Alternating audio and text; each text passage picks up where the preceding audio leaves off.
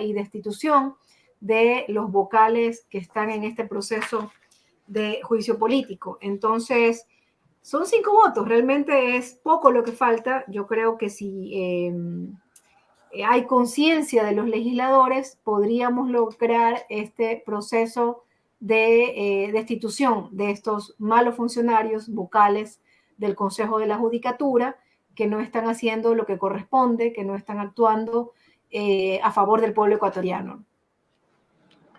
Claro, ahora el tema de conciencia ojalá que se dé, ¿no? Porque también puede ser que ande el hombre del maletín por allí.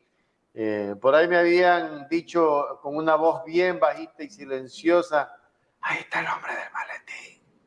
Y yo no sé, pues, el mismo que está hoy mezclado en una cuestión de corrupción de la familia, está andando por allí, ofrece el oro y el moro, porque dice que él tiene el poder.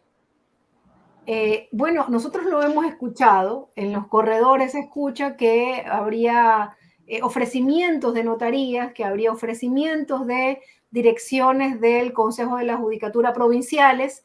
Efectivamente, eso es lo que se escucha, ¿verdad? Entonces ahí es importante que sea la ciudadanía la que vigile el comportamiento de estos asambleístas que están ahí por sus intereses personales para crecer económicamente y no para servir al pueblo ecuatoriano. Entonces es muy importante la veeduría ciudadana, la veeduría en las provincias de esos asambleístas que están ahí para servir al pueblo y no para enriquecimiento o crecimiento personal. Nosotros hemos dicho, estos miembros del Consejo de la Judicatura no se han compadecido con el pueblo ecuatoriano.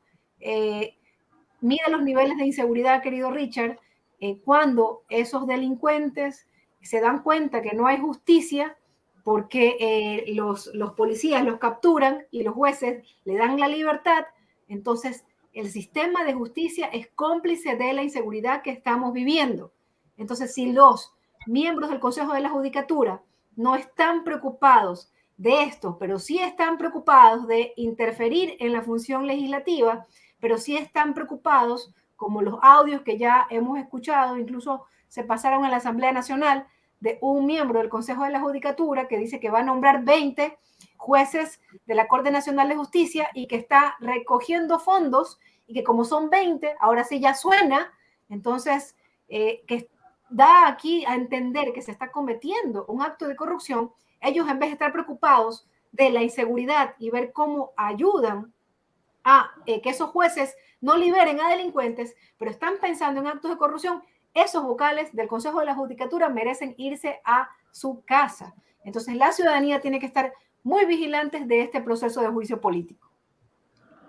Sofi, ¿solo a su casa o con acciones judiciales correspondientes?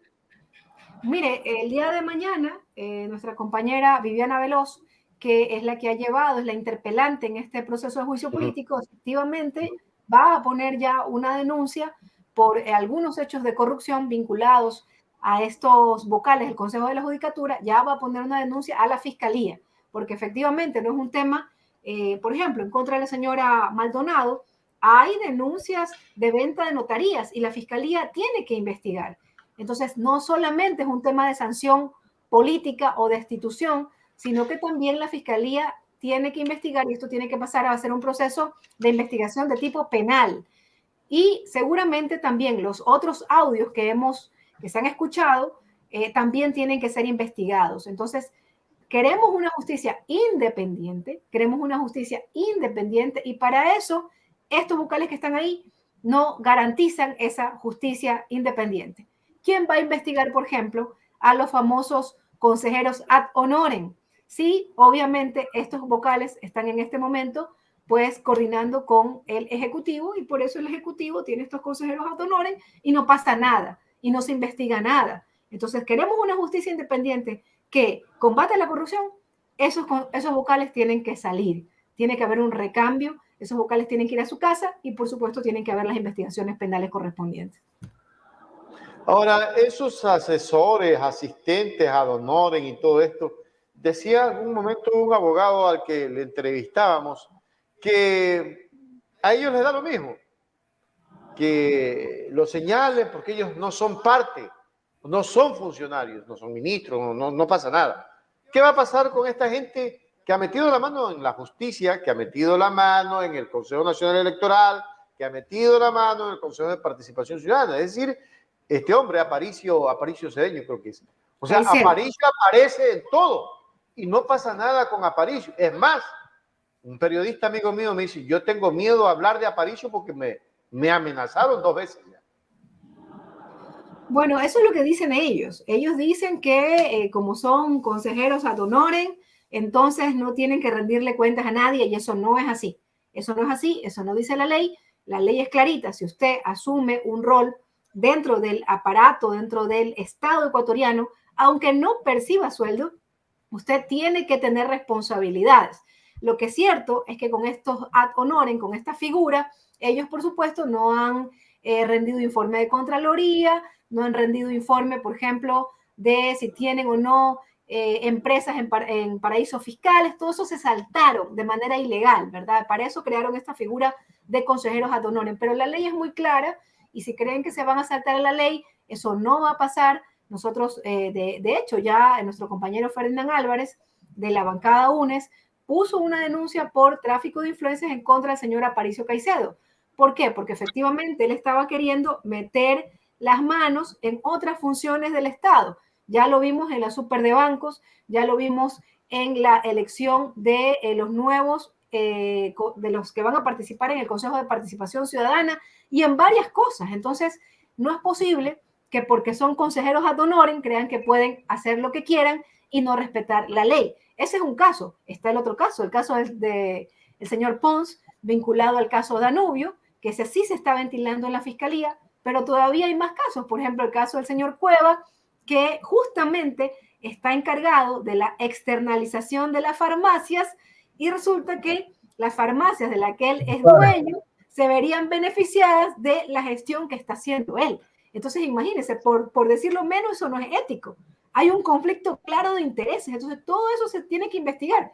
Otro caso, el caso del señor Roque Sevilla. Él resulta que es un consejero ad honorem de temas ambientales y justamente es accionista de una empresa que está poniendo un parque fotovoltaico en las Islas Galápagos.